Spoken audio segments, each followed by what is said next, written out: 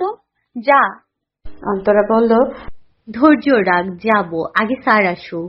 5 minute পর অনেক ওষুধের প্যাকেট আর একটা ইনটেক পানির বোতল নিয়ে হাজির হলো।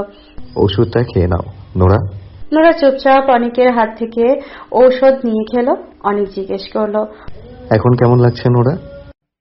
ভালো স্যার, কিন্তু একটু দুর্বল লাগছে। সেটাই স্বাভাবিক, তোমার শরীরে তো অনেক জ্বর। অন্তরা নোরাকে চিমটি দিল, ফিসফিস করে বলল, খুব দুর্বল লাগছে তাই না? নোরা চোখ নামিয়ে নিল। স্যার, আমি বরং এখানেই নেমে যাই। নেমে যাবে মানে? কেন? আমাকে বাসায় ফিরতে হবে, অলরেডি অনেক দেরি হয়ে গেছে। এবার না গেলে আম্মু টেনশন করবে। তাই বলে ফ্রেন্ডকে এই অবস্থায় রেখে চলে যাবে? অন্তরা অপ্রস্তুত হয়ে গেল। নোরা বলল, আসলে স্যার, ওর বাসাটা অনেক দূরে, তো বেশি রাত হলে বাস পেতে সমস্যা হবে। তোমার বাসা কোথায়? ডাখালপাড়া। স্যার, আমি এখান থেকে ইজিলি চলে যেতে পারবো। আচ্ছা যাও তবে। অন্তরা নেমেই নোরাকে বিদায় জানালো। অনেক বলল, বাকিটা রাস্তা তুমি যেতে পারবে না নোরা? নোরা প্রশ্ন শুনেই অবাক হলো। অনেক স্যার কি ওকে মাঝ রাস্তায় ফেলে রেখে চলে যেতে যাচ্ছে? নোরা অভিমান করে বলল, পারবো, এখন তো আমার জ্ঞান ফিরে এসছে, শরীরের উত্তাপটাও কম, আমি একা স্কুটি চালিয়ে যেতে পারবো। আপনাকে এত দূর কষ্ট করে আসার জন্য ধন্যবাদ স্যার, আপনি যেতে পারেন। অনেক বলল, আমি সেটা বলিনি, মানে আমি বলছি তুমি কি বাকি রাস্তাটা জার্নি করার জন্য প্রস্তুত, নাকি কোথাও ব্রেক নেব? তোমার শরীরের কন্ডিশন কি বলে? এই কথা শুনে নোরার মনে স্বস্তি এলো। অগাধ খুশিতে ঢেউ খেলে গেল যেন, কিন্তু সেটা প্রাণপণে লুকিয়ে রাখার চেষ্টা করে বলল, ও, আমি ভাবলাম আপনি আমাকে একা চলে যাওয়ার কথা বলছেন। এতটাও কেয়ারলেস না আমি। নোরা হেসে বলল, মাথা ব্যথা করছে, গা গুলিয়ে বমিও আসছে, বুঝতে পারছি না বাকি রাস্তা যেতে পারবো কিনা। বমি আসলে যাওয়ার দরকার নেই, হাঁটাহাঁটি করবে। তাহলে নামো। অনেক নোরাকে নিয়েই দাঁড়ালো। নোরা ভাবতেও পারেনি আজকের দিনটা এতটা সুন্দর একটা উপহার পাবে। এই দিনের কথা তার সারা জীবন মনে থাকবে। এতক্ষণ নোরার সাথে লেগে থাকায় অনেকের পিঠটা পর্যন্ত গরম হয়ে গেছে। অনেক বলল, এত মারাত্মক জ্বর এলো কিভাবে তোমার? নোরা ঘোরের মধ্যে মুখ ফসকে বলে ফেলল, জ্বর থেকে যদি দারুণ কিছু হয় তাহলে জ্বরই ভালো। মানে? সঙ্গে সঙ্গে নিজেকে সামলে নিল। নোরা বলল, কিছু না। তারপর উল্টো দিকে ঘুরেই নিজের মাথাতেই কাটটা মারল। মাঝে মাঝে যে তার কি হয়, যা মুখে আসে চিন্তা ভাবনা না করেই বলে ফেলে। নোরা আর অনেক পাশাপাশি স্কুটারের ওপর বসে আছে। চারিদিকে ঠান্ডা বাতাস, নোরার শীত করছে। অনেক বলল, তোমার বাসা এখান থেকে আর কত দূর? এখান থেকে তো বেশি দূর না, এই 20 মিনিটের রাস্তা। তাহলে শুধু শুধু দেরি করছি কেন? চলো রওনা দিই। আমি তো ভেবেছিলাম আরো অনেক দূরে। আপনার কি তাড়া আছে? তাহলে চলুন চলে যাই।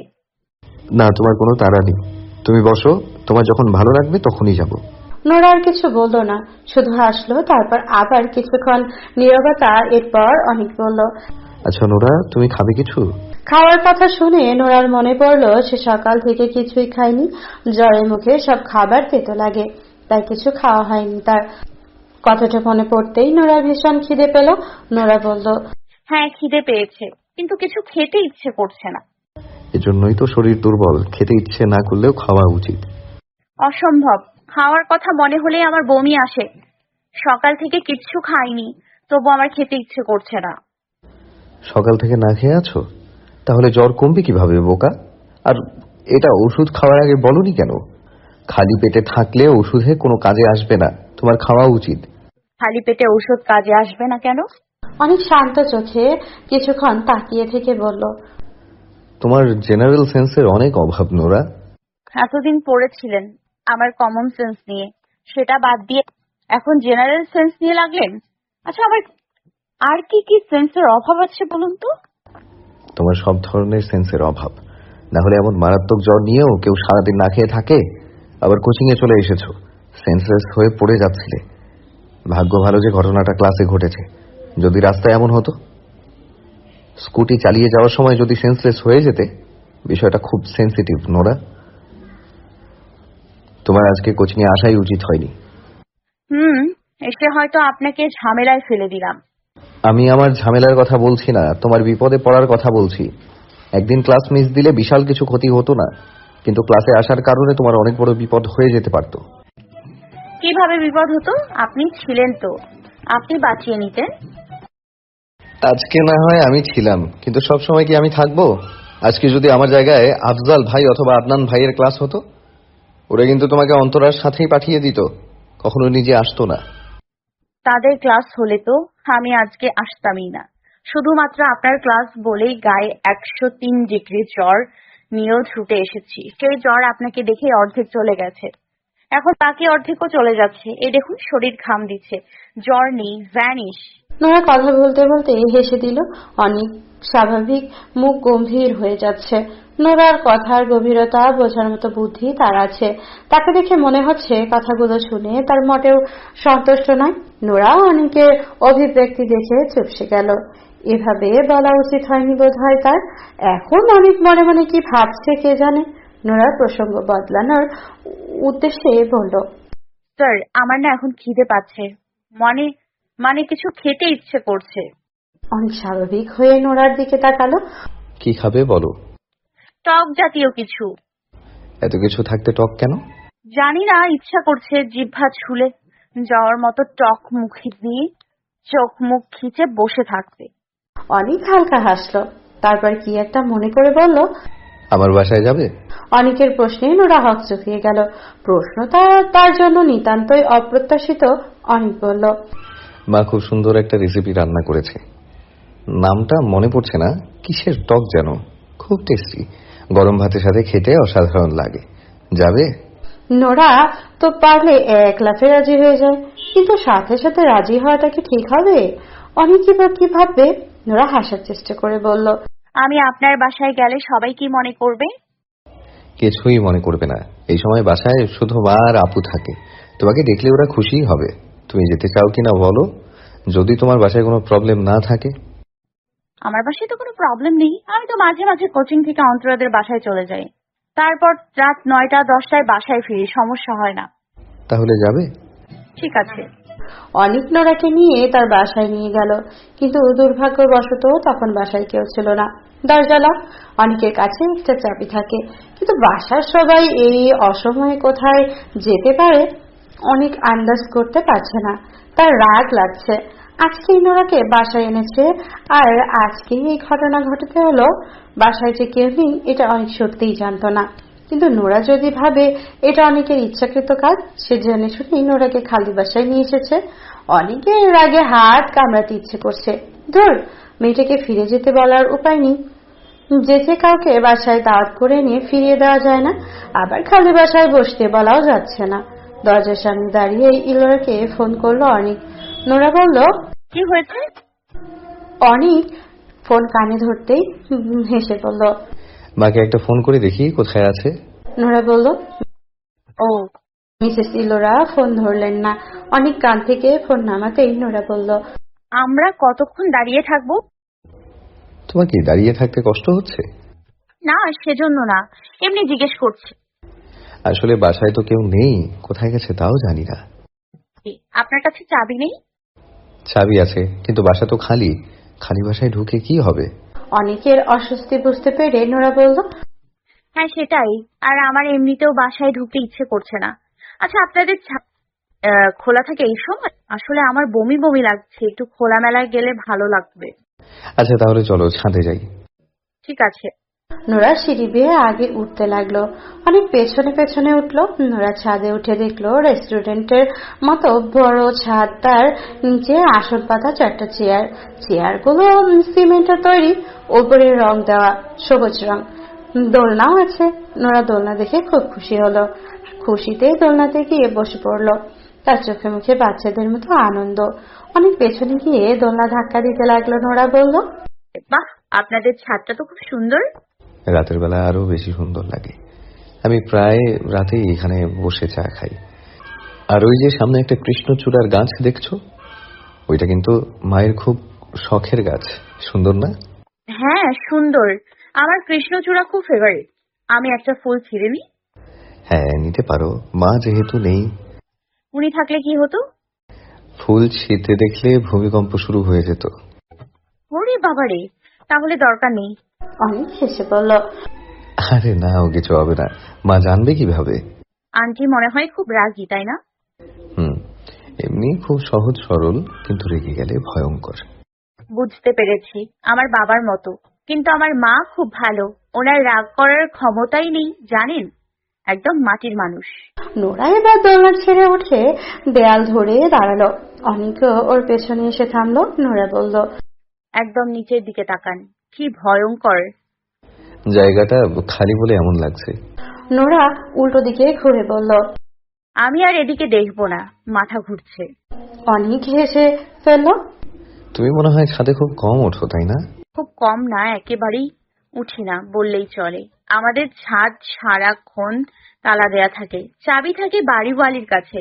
আর কোনো গুরুত্বপূর্ণ কাজে যদি ছাদে যেতেই হয়, তাহলে জুতা খুলে রেখে যেতে হয় খালি পায়ে, কারণ ছাদ অত্যন্ত পরিষ্কার করে রাখা হয়। বুঝতে পেরেছি। এই চাচা। অনেক গলা উঁচু করে হাত উঠিয়ে কাকে যেন ডাকলো। অনেকের ডাক শুনে নোরা ওইদিকে তাকালো।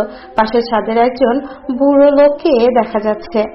লোকটা অনেকে দেখে মুখে বড় একটা হাসি আনলো। আব্বা ভালো আছেন? ভালো চাচা, আপনার কি খবর? এই তো ভালো। সাথে এটা কে? আমার স্টুডেন্ট, কোচিং এর, ঘুরতে এসেছে। ও আচ্ছা, ভালো আছেন মা?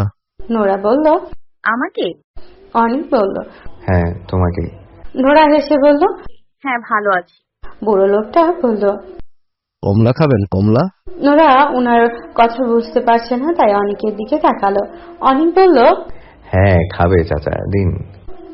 লোকটা গোল গোল কি যেন ঢিল মারলো। অনেক ক্যাচ ধরলো। নোরা বলল, কি এগুলো?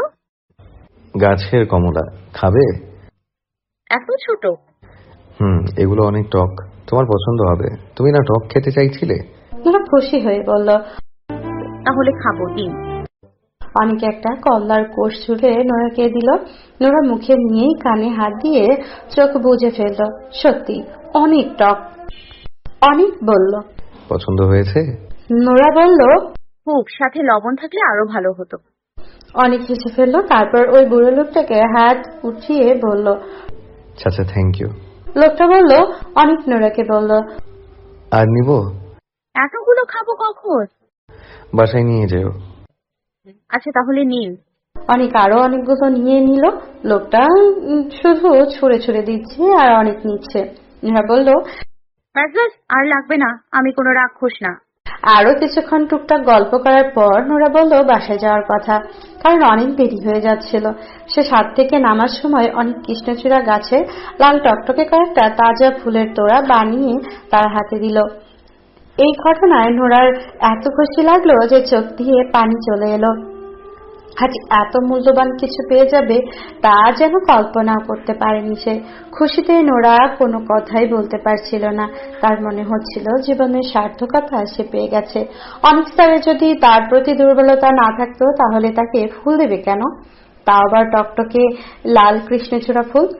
ফুলগুলোর পাপড়ি খুব যত্ন করে ছিঁড়ে প্রিয় উপন্যাসের বইয়ে রেখে দিয়েছিল নোরা।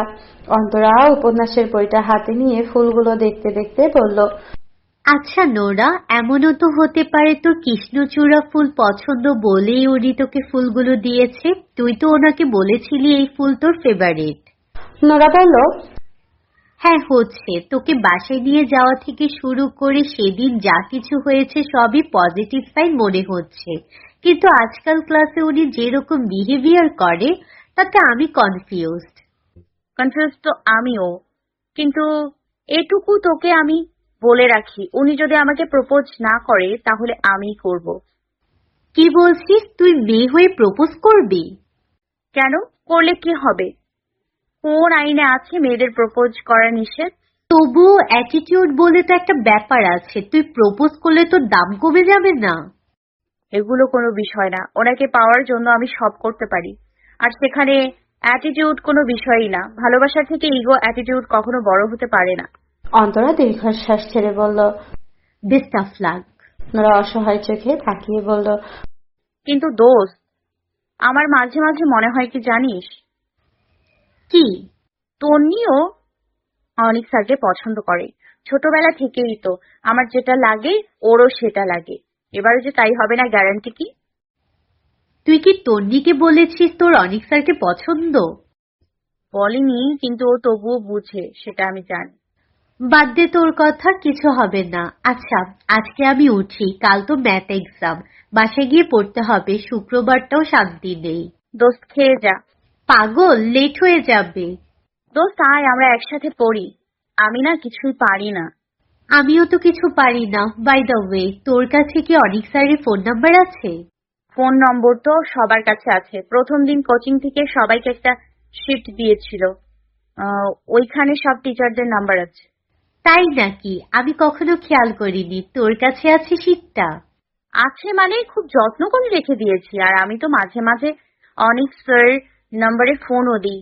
বলিস কি, উনি কথা বলে তোর সাথে? উনি তো জানেনই না ওটা আমি। মানে এমন কেন করিস? মজা লাগে। কথাটা বলেই নোরা হাসলো। অন্তরা বলল, পরে ডিস্টার্বিং কল ভেবে ব্ল্যাকলিস্ট করে দিলে বুঝবি।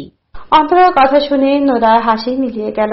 তারপর কি একটা ভেবে বলল, করলেও কি, আমার তো দুটো নম্বর, একটা ব্ল্যাক লিস্টে ফেলে দিলে আর একটা দিয়ে ফোন দিব, ওইটাই নিজের পরিচয় দিব। আচ্ছা দোস্ত, আজকে চল ওনাকে ফোন করি, তুইও শুনবি। ফোন করে কি বলবি? আমার আরেকটা নম্বর থেকে ফোন দিব। কালকে তো এক্সামের বিষয় নিয়ে জিজ্ঞেস করব, মানে কিভাবে কি পড়ব, নাকি বাহানা আর কি। অন্তরা হেসে বলল, ঠিক আছে, দে। আচ্ছা। নোরা আর অন্তরা মিলে ইয়ারফোন কানে লাগিয়ে অনিকের ফুককে ফোন করলো, যেন দুইজনের কথাই শুনতে পারে। ওই পাশ থেকে রিং হচ্ছে। নোরার হৃদস্পন্দন অস্বাভাবিক গতিতে ওঠানামা করছে। কয়েকবার রিং হওয়ার পর ফোন রিসিভ হলো সেই সুন্দর কণ্ঠ। হ্যালো। তৃপ্তিতে নোরার চোখ দিয়ে পানি চলে এলো। ছোট্ট একটা শব্দ, হ্যালো। এতটুকু যে কেউ এত সুন্দর করে উচ্চারণ করতে পারে নোরা জানা ছিল না। প্রতিদিন একবার হলেও এই শব্দটা শোনার জন্য নোরা অনিককে ফোন দেয়। তার সারা দিনটা স্পেশাল করে তুলতে হ্যালো নামক এই শব্দটাই যথেষ্ট। ওই পাশ থেকে কোনো উত্তর না পেয়ে অনিক আবারও বলল, হ্যালো। নোরার বুকের ভেতরে তোলপাড় শুরু হয়ে গেছে। একটা দম বন্ধকর অনুভূতি তাকে চারপাশ থেকে ঘিরে রেখেছে। এই ছেলে তো হ্যালো দিয়েই মানুষ খুন করে ফেলার ক্ষমতা রাখে। সেইটা কি জানে? নোরা জোর নিঃশ্বাস দিল। অনেক চমকে উঠল। এই নিঃশ্বাস তার খুবই পরিচিত। প্রতিদিন যে অচেনা নাম্বার থেকে তার কাছে ফোন আসে, সেখানে নিঃশ্বাসের শব্দ ছাড়া আর কিছু শোনা যায় না। অনেকের একদমই ভুল হচ্ছে না, এটাই সেই নিঃশ্বাস। অনেক ফোনটা কান থেকে সরিয়ে একবার নাম্বারটা দেখে নিল। এই নাম্বার আর সেই নাম্বার তো মিলছে না, কিন্তু নিঃশ্বাসের শব্দটা একদম হুবহু মিলে গেছে। অনেক ফোনটা আবার কানে লাগিয়ে বলল, হ্যালো, কে বলছেন? নোরা আর কোনো কথা বলছে না দেখে বাধ্য হয়ে অন্তরাই বলল, স্যার আসসালামু আলাইকুম, আমি অন্তরা। অন্তরার নাম শুনে অনেক অবাক হলো। তার বিশ্বাস হচ্ছে না মেয়েটা অন্তরা। অন্তরার নিঃশ্বাসের শব্দ এমনও হতেই পারে না। অনেক জিজ্ঞেস করতে ইচ্ছে করছে, অন্তরা তোমার আশেপাশে কি কেউ আছে? কিন্তু জিজ্ঞেস করা হলো না। নিজেকে সামনে নিয়ে বলল, হ্যাঁ অন্তরা, বলো কেমন আছো? অন্তরা হেসে বলল, এই তো স্যার ভালো, একটা হেল্পের জন্য ফোন করেছিলাম। বলো। স্যার, ম্যাথ সেকেন্ড পেপারের গাইডের 600 নম্বর পেজে 100 নম্বর প্রবলেমের দৃশ্যকল্প 1-এর ক নম্বর অঙ্কে ভেদাঙ্কের কোন সূত্র ব্যবহার করা হয়েছে আমি বুঝতে পারছি না, একটু হেল্প করবেন? আচ্ছা অন্তরা, আমার কাছে এই মুহূর্তে মেইন বইয়ের গাইডটা নেই, তুমি আমাকে হোয়াটসঅ্যাপে ছবি তুলে দিতে পারবে? স্যার, আমার তো হোয়াটসঅ্যাপ নেই। ও, তাহলে ফেসবুকে? আচ্ছা স্যার, ফেসবুকে দিচ্ছি, কিন্তু আপনার আইডি? তোমার আইডি বলো। আফসানা অন্তু।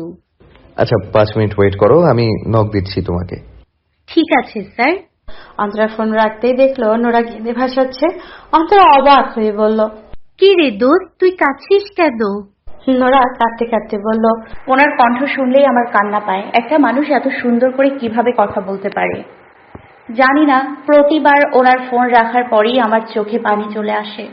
আর আজকে তো উনি এতক্ষণ কথা বললেন, আমি কান্না থামাতে পারছি না। তুই তো দেখছি পুরাই শেষ, এমন ভাবে চলতে থাকলে একদিন মরবি।